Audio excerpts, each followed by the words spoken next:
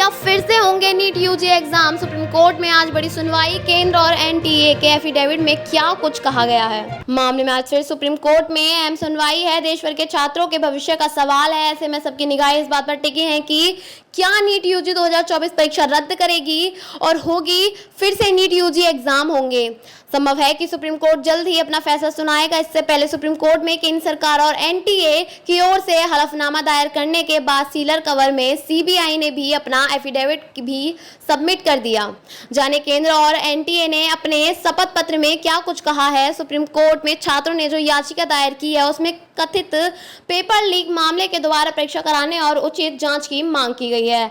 CJI D Y Chandrachud, justice जेबी पारदीवाला और justice Manoj Mishra की bench medical प्रवेश परीक्षा में गड़बड़ियों से जुड़ी याचिकाओं पर सुनवाई कर रही है। केंद्र और एनटीए ने 5 मई को आयोजित परीक्षा में किसी भी तरह के सामूहिक गड़बड़ी से इनकार कर दिया है। अब सीबीआई से भी सुप्रीम कोर्ट में अपना जवाब दाखिल कर दिया है। इससे पहले बुधवार को केंद्र सरकार और एनटीए नेशनल टेस्टिंग एजेंसी ने हलफनामा दाखिल किया था। केंद्र सरकार पहले ही कोर्ट को बता चुकी है कि वो नीट परीक्षा दोबारा कराने के पक्ष में नहीं है। कोर्ट ने केंद्र और एनटीए से कुछ यह भी पूछा था कि प्रश्न पत्र से कैसे सुरक्षित रखा गया था, उसे कैसे एग्जाम सेंटर तक भेजा गया और संभावित लीक हो सकता है। इस पूरी प्रक्रिया के संबंध में अपने हलफनामे दाखिल करे कोर्ट ने यह भी कहा था कि यदि जांच की प्रगति और कथित पेपर लीक के प्रभाव की सीमा से कोर्ट संतुष्ट नहीं है तो सिर्फ अंतिम उपाय के रूप में दोबारा परीक्षा आदेश दिया जाएगा। एडवर्टाइजमेंट सीजेआई का कहना है कि यदि परीक्षा की पवित्रता खत्म हो जाती है तो दोबारा परीक्षा का आदेश देना होगा। यदि दागी और बेदाग को अलग करना संभव नहीं तो दोबारा परीक्षा का आदेश देना होगा।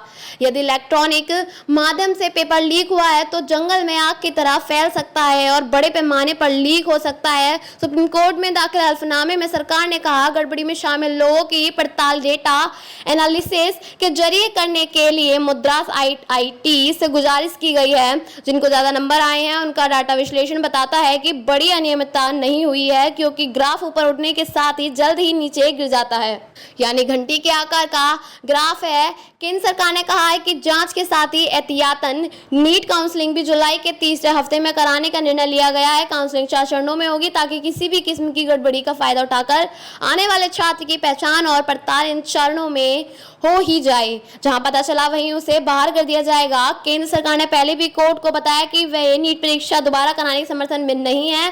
केंद्र ने कहा है कि वो यह सुनिश्चित कर रहा है कि 23 लाख अभ्यर्थियों पर अप्रमाणित आशंकाओं के आधार पर दोबारा परीक्षा का बोझ ना डाला जाए। केंद्र सरकार ने कहा है कि वो ये सुनिश्चित कर रहा है कि गलत तरीके से फायदा उठाने के दोषी किसी भी अभ्यर्थियों को कोई लाभ ना मिले। सरकार ने कहा है कि शिक्षा मंत्रालय ने आईआईटी मद्रास से आग्रह किया था कि वो नीट परीक्षा 2024 के उम्मीदवारों को डेटा एनालिसिस करने में मदद करे। आईआईटी मद्रास ने शहरवार और केंद्रवार 2 सालों 2023 और 2024 को विश्लेषण किया। यह विश्लेषण शीर्ष 1.4 लाख रैंक के लिए किया गया है। आईआईटी मद्रास के विश्लेषण से पता चलता है कि ना तो बड़े पैमाने पर गड़बड़ी का कोई संकेत है और ना ही किसी खास सेंटर की उम्मीदवारों को मदद मिली जिसके चलते उन्होंने असामान्य स्कोर मिला हो। आईआईटी मद्रास की स्टडी के मुताबिक छात्रों को मिले अंकों में समग्र वृद्धि हुई है। खासतौर से 550 से 750 अंकों के बीच अंकों में यह बढ़ोतरी लगभग सभी शहरों और केंद्रों में देखी गई है। इसकी वजह से सिलेबस में 25% की कटौती है। जिन छात्रों ने ज़्यादा अंक हासिल किए हैं वो अलग शहरों और अलग अलग सेंटर के हैं, जो बड़े पैमाने पर किसी गड़बड़ी की संभावना को खारिज करता है। केंद्र ने यह भी कहा है कि काउंसलिंग जुलाई तीसरे सप्ताह में शुरू होकर 4 चरण में आयोजित की जाएगी। यदि कोई अभ्यर्थी किसी भी प्रकार की गड़बड़ी का शिकार पाया जाता है तो उसकी उम्मीदवारी काउंसलिंग प्रक्रिया के दौरान उसके बाद भी किसी के स्तर पर रद्द कर दी जाएगी।